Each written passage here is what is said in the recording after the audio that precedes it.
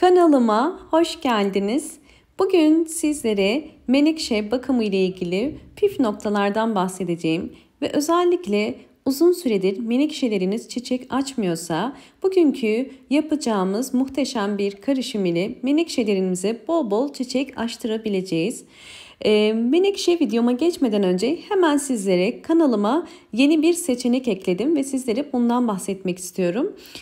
Bundan sonra videolarımın altında artık katıl butonu görebilirsiniz. Katıl butonu beni daha fazla desteklemek ve iletişime geçmek isteyen üyelerim için özel bir seçenek olacak. Bu üyeler için bir takım ayrıcalıklar olacaktır. Bu ayrıcalıkları katıl butonuna tıklayarak gözlemleyebilirsiniz. Oradaki bilgileri görebilirsiniz.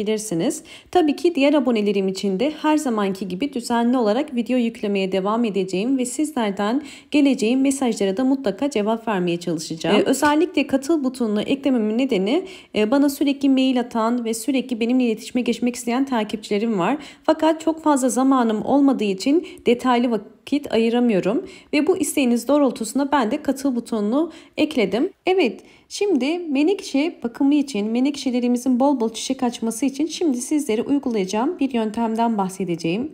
Bunun için ihtiyacımız olan yumurta kabukları.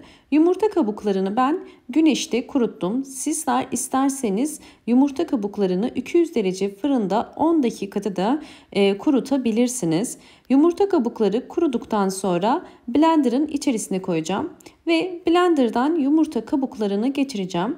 Özellikle bu işlemi yaparak yumurta kabuğundan aslında bir menekşe toprağı elde etmiş olacağız ve bol miktarda içerisinde kalsiyum olduğu için bu çiçeklerimiz için çok faydalı olacaktır. Evet, hemen bütün yumurta kabuklarımı içerisine koyuyorum. Şimdi kapağını kapatıp iyice toz haline gelinceye kadar çalıştıracağım. Evet, yumurta kabuğunu toz haline gelinceye kadar çektim ve artık hazır. Hemen sizlere yakından da gösteriyorum, bakın. Bir kasenin içerisine koyuyorum. Bu şekilde yumurta kabukları toz haline geldikten sonra artık menekşelerimiz için kullanabiliriz. Bugün bu yumurta kabuğu tozunu menekşelerimizde toprak olarak kullanacağız. Bu yumurta kabuğunda bol miktarda kalsiyum olduğu için toprakla birlikte menekşelerinizde sürekli ihtiyacı olan vitaminleri de almış olacak. Özellikle menekşe bakımında kalsiyum, fosfor çok önemli. Sizler de ya gübreyi hazır olarak alabilirsiniz, ya sıvı bitki besinleri hazırlayabilirsiniz ya da benim gibi toprak karışımı olaraktan da hazırlayabilirsiniz. Hemen sizlere nasıl bir bakım yaptığımı da göstermek istiyorum. Evinizde menekşelerimizin çiçeklerini açtıktan sonra belirli bir süre sonra bu şekilde kuruyabiliyorlar. Bu menekşelerimize nasıl bir bakım yapmak gerekiyor? Bu yine çok önemli bir nokta. Çünkü menekşelerimiz çiçeklerini döktükten sonra artık yeniden çiçek açması maalesef mümkün olmayabiliyor. Bununla ilgili bana çok fazla sorular geliyor. Bakın, eğer menekşelerinizin çiçekleri bu şekilde kuruduysa İlk yapmanız gereken menekşenizin üzerindeki kuruyan bütün çiçekleri kesmek. Bu işlemi yaparak menekşelerimizin yeniden çiçek çıkarmasına yardımcı olacağız. Özellikle daha önceki videolarımda da belirtmiştim. Sizlere tavsiyem menekşe çiçekleriniz solmaya, kurumaya başladığı andan itibaren hemen kesin ki uzun süre menekşe çiçekleri bu şekilde kuru kalıp yeni tomurcukların çıkarmasını da engellemesin. Fakat ben sizlere özellikle göstermek için beklettim. Bakın, bütün kuruyan çiçekleri kestim.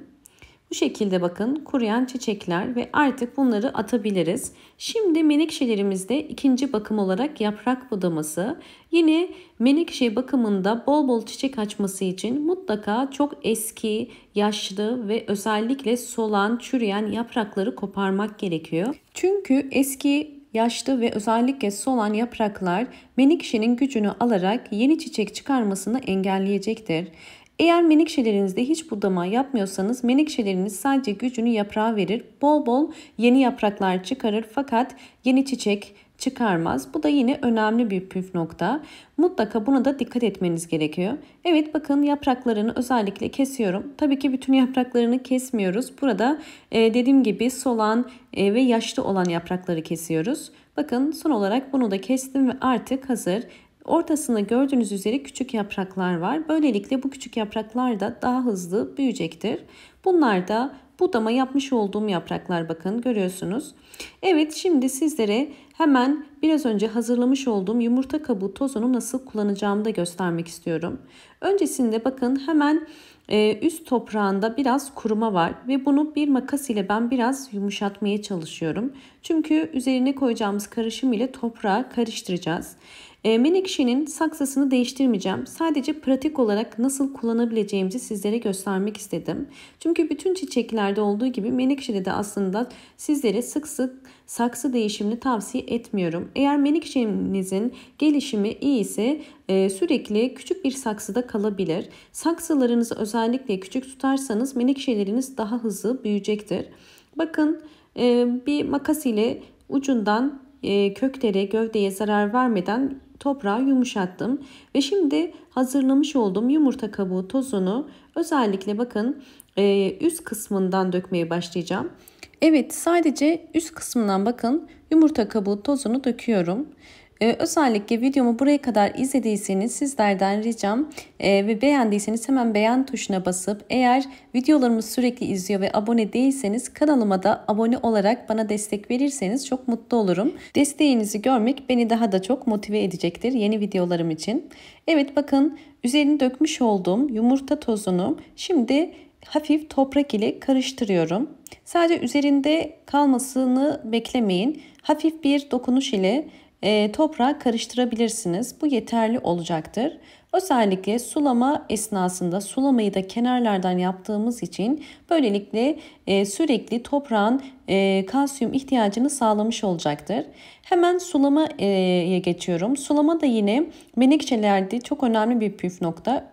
Üçüncü olarak sulamayı kenarlardan yapmanızı ve gövde kısmına çok fazla su girip çürümesine engel olmanızı tavsiye ederim. Bakın fazla su saksının altında birikiyor ve bu suyu zaten 1-2 saat içinde çekecektir.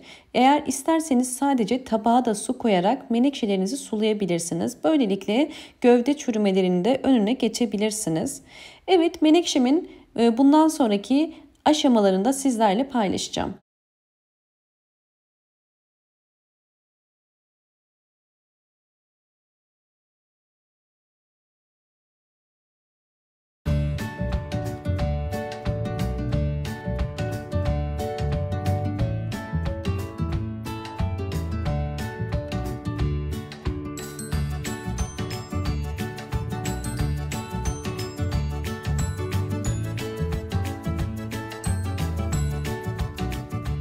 Evet, menekşemin son halini de sizlerle paylaşıyorum. Yapmış olduğumuz bakım ile menekşem kısa sürede tekrar bol bol çiçek açtı. Sizler de bu anlattığım püf noktalara dikkat ederseniz menekşeleriniz kısa sürede bol bol çiçek açacaktır.